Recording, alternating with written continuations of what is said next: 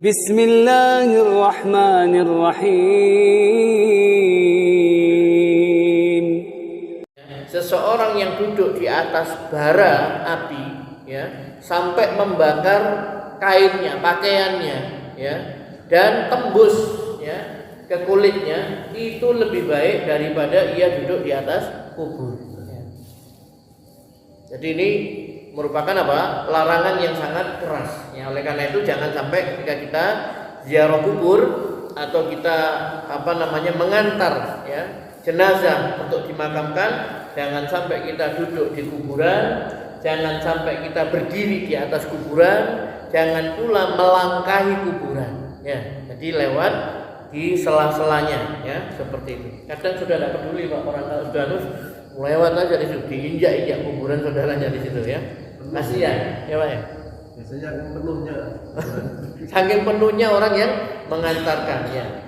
Ya, tapi tetap bagi yang kita sudah mengkaji, sudah mengerti, ya, hendaklah kita memperhatikan adab-adab, ya. Jangan sampai kita melangkahi ataupun berdiri ataupun duduk di atas kuburan, ya. Yang berikutnya adalah haram membangun masjid di atas kubur, ya. Diharamkan membangun masjid dan memasang lampu atau pelita di atas pekuburan, ya. Jadi kuburan itu biar aja gelap, peteng, nggak apa-apa, ya. Memang kuburan, ya. Makanya Nabi kan mengatakan apa? Janganlah kamu menjadikan rumah-rumahmu itu seperti kuburan, ya. Ya, sesungguhnya rumah yang di dalamnya dibacakan surah Al-Baqarah, maka setan itu akan lari pergi dari rumah ini, ya. Atau Nabi mengatakan apa? Nawwiru buyutakum, terangilah rumah-rumah kalian, ya. Dengan apa? Bi qiraatil Quran, dengan membaca Al-Quran, dengan bacaan Al-Quran. Sinari, terangi rumah-rumahmu dengan bacaan Al-Quran. Jangan kamu jadikan seperti kuburan, kata Nabi, ya. Rumah yang di dalamnya dibacakan surah Al-Baqarah, maka setan akan lari. Nah, larangan itu keras sekali. Karena Nabi mengatakan dalam hadis yang diriwayatkan oleh Imam Bukhari dan Muslim, la'anallahul yahuda, Allah melaknat orang-orang Yahudi, ittakhadhu qubur anbiya'ihim masajid, yang menjadikan kuburan para nabi mereka sebagai masjid. Jadi mereka itu kalau ada nabi-nabi mereka yang meninggal dunia, kemudian dibangun di atasnya, ya, bangunan, ya, dijadikan sebagai tempat untuk beribadah, masjid, ya, untuk sujud, ya, untuk berdoa, ya, untuk taqarrub kepada Allah Subhanahu wa taala. Kata Nabi SAW, la'anallahul yahud ittakhadhu qubur anbiya'ihim masajid. Allah melaknat orang Yahudi yang menjadikan kuburan para nabi mereka sebagai masjid, ya, seperti itu. Kemudian juga dalam hadis riwayat Abu Dawud, ya, hadis sahih ini, Allah melaknat wanita-wanita yang menziarahi kubur dan orang-orang yang mendirikan masjid dan menyalakan pelita di atasnya, ya. Ini hadisnya diriwayatkan oleh Abu Dawud, ya. Makanya wanita-wanita, ya, itu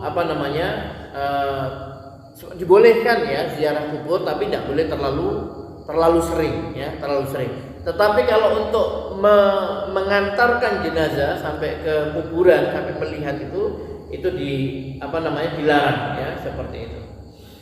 Baik, kemudian yang berikutnya adalah haram membongkar kubur dan memindah tulang-tulangnya, ya. Ini karena ada kebijakan kuburan ini mau dibongkar, mau didirikan mall di situ, pasar modern dan lain sebagainya. Nah, itu tidak boleh, ya. Tidak boleh membongkar kuburan kemudian tulang-tulangnya dipindahkan, ya. Haram membongkar kubur, memindah tulang belulang penghuninya atau mengeluarkan jasadnya kecuali dengan alasan yang sangat penting. Misalnya karena mayat dimakamkan sebelum dimandikan, ya. Jadi boleh. Kalau mayatnya ini tadi sudah dikubur, ternyata belum dimandikan, ya, maka boleh, ya, dikeluarkan lagi, digali, kemudian dimandikan. Kalau tidak dimandikan berdosa semuanya. Kan itu fardu kifayah, ya. Kalau ada seorang muslim meninggal dunia, kan wajib dimandikan. Kalau langsung dikubur, ya berdosa semuanya, ya. Nah, itu fardu kifayah. Kalau ada 1-2 orang atau sebagian kaum muslimin yang sudah mengambil, ya, kewajiban tersebut, ya, melakukan kewajiban tersebut, maka gugurlah bagi kaum muslimin yang lainnya, ya. Tetapi keutamaan itu bagi mereka yang melaksanakan kewajiban tadi, fardu kifayah tadi, ya.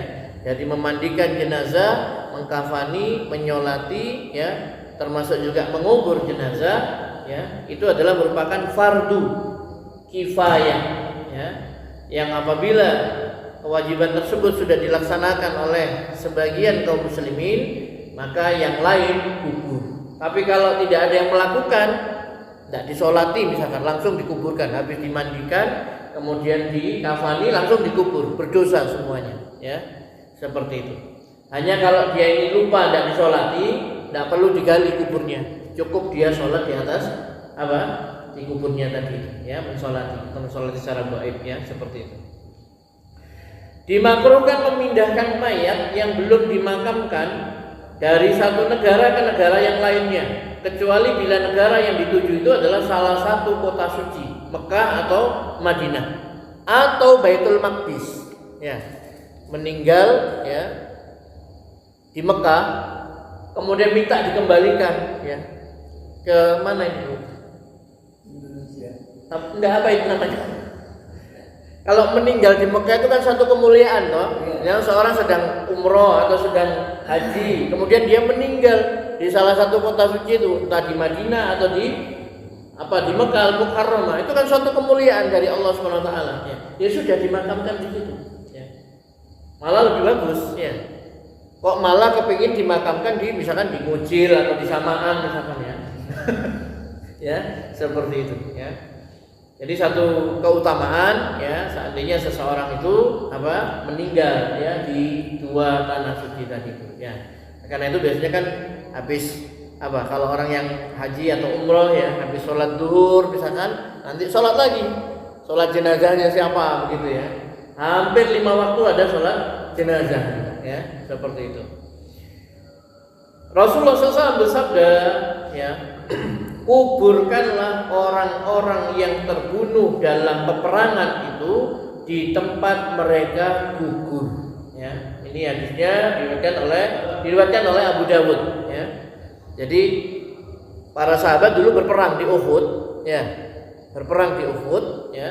Kemudian yang gugur, ya, sahabat-sahabat yang gugur, kuburkanlah orang-orang yang terbunuh dalam perang itu di tempat mereka gugur, terbunuh, ya, seperti itu. Makro, ya Pak, ya. Makro itu maksudnya begini, bukan dilarang, enggak. Kan kadang ada orang, ya, misalkan orang ini aslinya misalkan Surabaya, ya, kemudian dia tinggal di Malang, tapi saudara-saudaranya di Surabaya semuanya, makamnya, mbahnya, neneknya, misalkan.